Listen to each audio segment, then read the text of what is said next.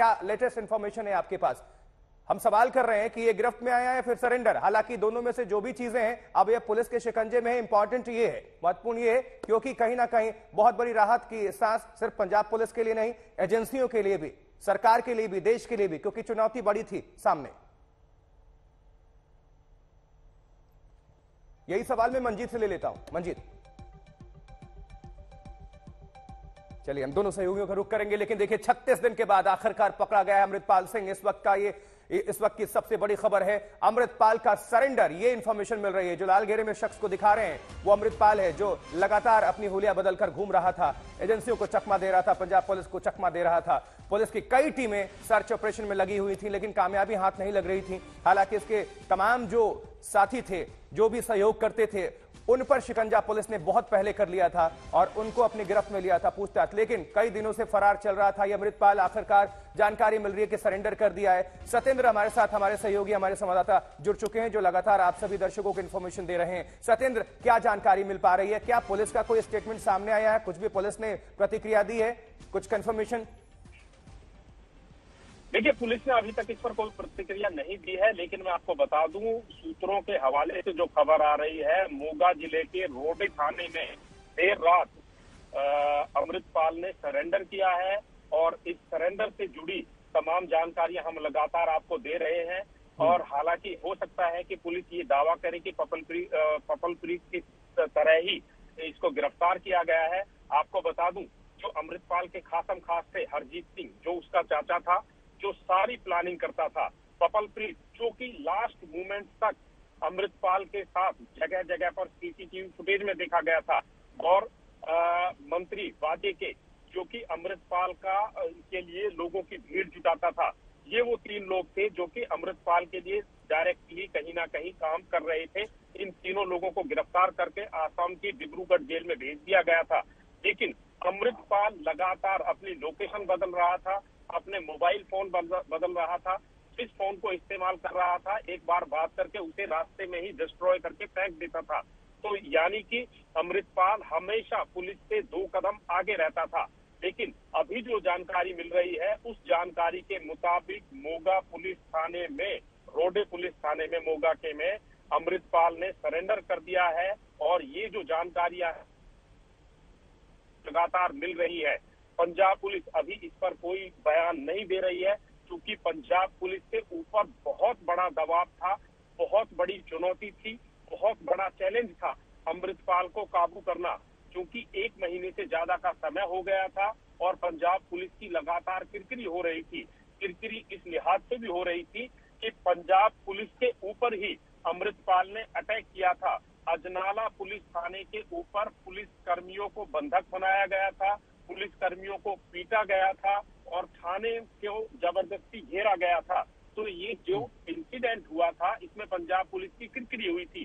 दूसरी बात, जो इसके लिए एक अहम कड़ी थी, वो किरणदीप कौर थी। हालांकि किरणदीप कौर के खिलाफ फिलहाल कोई मामला नहीं है, लेकिन किरणदीप कौर भी कहीं ना कहीं साजिश में शामिल थी, जो कि ब्रिटिश नागरिक है। और अभी 3 दिन पहले उसको अमृतसर एयरपोर्ट पर रोक लिया गया था। दोपहर 1:30 बजे की फ्लाइट से लंदन वो जा रही थी, लेकिन इमिग्रेशन पर उसको रोका गया, वापस उसको अमृतसर में भेजा गया। और अब सबसे बड़ा सवाल ये है कि अमृतपाल को कहाँ रखा जाएगा, क्योंकि उस पर राष्ट्रीय सुरक्षा कानून NSA लगा हुआ है। और उसके साथी जो थे, पपलप्रीत हो, जोगा सिंह हो, हरजीत सिंह हो, मंत्री बाजे के हो, इन सब पर भी NSA एक्ट लगाया गया और इन सब को आसाम की डिब्रूगढ़ जेल में भेजा गया था। तो अब अमृतपाल को कहां भेजा जाएगा, ये भी बहुत बड़ा सवाल है, क्योंकि पंजाब में अगर उसे कहीं भी रखा जाता है तो ये कहीं ना कहीं कानून व्यवस्था की स्थिति बन सकती थी।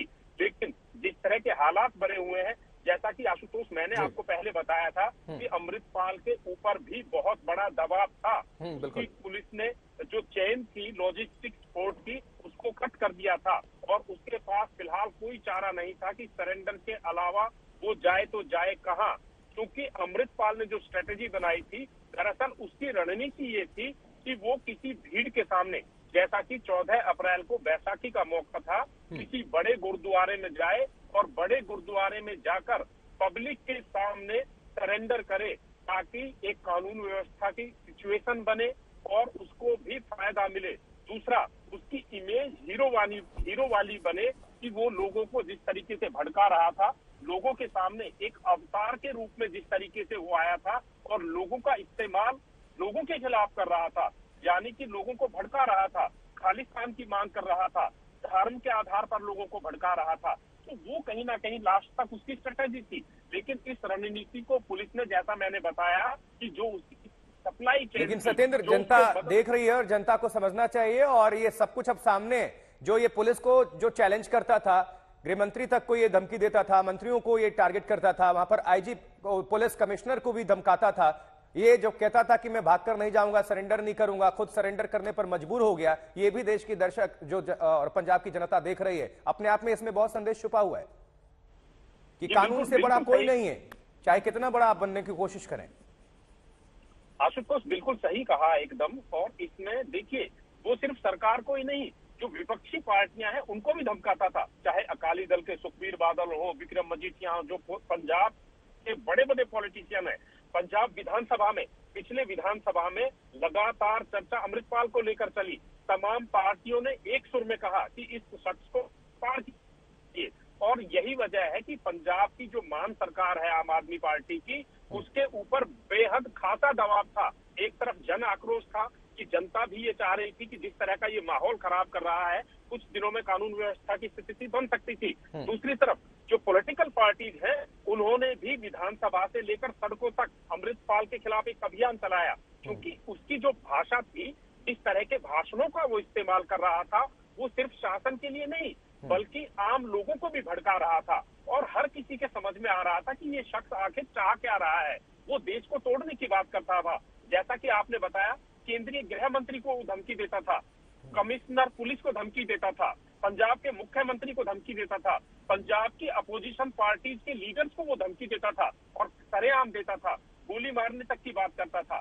लेकिन पंजाब पुलिस के ऊपर दबाव ये था कि अगर अमृतपाल को सीधे एकदम गिरफ्तार किया जाए भीड़ के सामने, तो ये कानून व्यवस्था की स्थिति बन सकती थी। और जिस तरीके से वो अपने आप को पोर्ट्रे कर रहा था, वो अपने आप को एक बहुत बड़ा अवतार, एक बहुत बड़ा हीरो दिखा रहा था, और उसे ये लग रहा था कि उसके पीछे जन समर्थन है, बहुत लोगों की भीड़ है। लेकिन उसकी ये सारी हेकड़ी तब निकली जैसे ही पंजाब पुलिस उसको गिरफ्तार करने के लिए आगे बढ़ी। जो अमृतपाल कल तक ये कहता था, आइए मुझे गोली मारिए, मुझे गिरफ्तार करिए, उसकी घिटी बन गई और वो शाहकोट से जिस तरीके से भागा, यानी कि जो उसकी भागने की कहानी है, और यहीं से लोगों को समझ में आ गया कि ये दरअसल लोगों को भड़काने के लिए आया था, लोगों को लोगों से लड़ाने के लिए आया था। अगर वो इतना बड़ा अवतार था, इतना बड़ा दिलेर था, तो बाकायदा पुलिस के सामने खड़ा होता, पुलिस की पूछताछ में शामिल होता। और यही तो सच्चाई सामने आ गई सत्येंद्र। हजारों की भीड़ में आप बंदूकों को लहराते हुए थाने में घुस जाते हैं, वहां पर पुलिसकर्मियों को चोट पहुंचाते हैं, जख्मी हो जाते हैं कई सारे पुलिस वाले। देश तमाशा देख रहा था, लेकिन जब पुलिस पीछे पड़ी तो आप वहां से अपने समर्थकों को छोड़कर निकल गए और आप भगोड़ा घोषित किए गए, आप फरार हो गए। आखिरकार ये नौबत आ गई कि आप सरेंडर कर रहे हैं, क्योंकि दबाव निश्चित तौर पर था। हाँ, ये जरूर था कि 36 दिन हो गए थे सर्च ऑपरेशन चलाए हुए, ये गिरफ्त में नहीं आ रहा था। इसमें भी बहुत सारे सवाल खड़े हो रहे थे सत्येंद्र कि क्या कोई मिलीभगत है, क्या कोई मिला हुआ है, कहीं से समर्थन मिल रहा है, क्योंकि ये बच जा रहा है उसी पंजाब में रहते हुए जहां पर लाखों पुलिसकर्मी हैं। आखिर नजरों से बच कैसे जाता था? बहुत सारे सवालात थे सत्येंद्र, और आरोपों की घेरे में सरकार भी, पुलिस प्रशासन भी। देखिए, जब इतना बड़ा ऑपरेशन चलाते हैं तो इतने हजार लोगों को आप उसमें इन्वॉल्व करते हैं, तो हो सकता है कहीं ना कहीं कोई गद्दार छिपा होता है। और जो सवाल आपने उठाया आशुतोष, यही बात हमने पंजाब पुलिस के आला अधिकारियों से भी पूछी। उन आला अधिकारियों का ये कहना था, हो सकता है कोई ऐसा हो पुलिस की टीम में, क्योंकि जब आप इस लेवल का ऑपरेशन चलाते हैं तो आपको हजारों लोगों को अपने साथ जोड़ना पड़ता है। उनमें से एक आध कोई हो जो इस तरह की जानकारी उसको आगे प्रोवाइड करा रहा हो। क्योंकि शुरुआती दौर से ही आप देखें, जैसे ही पंजाब पुलिस की टीम उसको पकड़ने जाती है, वो समझ गया था। और जो पहला अटेम्प्ट था वो हरीके में था, जो कि फिरोजपुर जिले में पड़ता है, और वहां से पंजाब पुलिस को देखकर वो वापस मुड़ जाता है। उसके बाद मोगा पहुंचता है, मोगा से वो फिर वहां से पुलिस को चकमा देकर शाहकोट पहुंचता है। शाहकोट में पुलिस उसके बिल्कुल करीब पहुंच जाती है, लेकिन यहाँ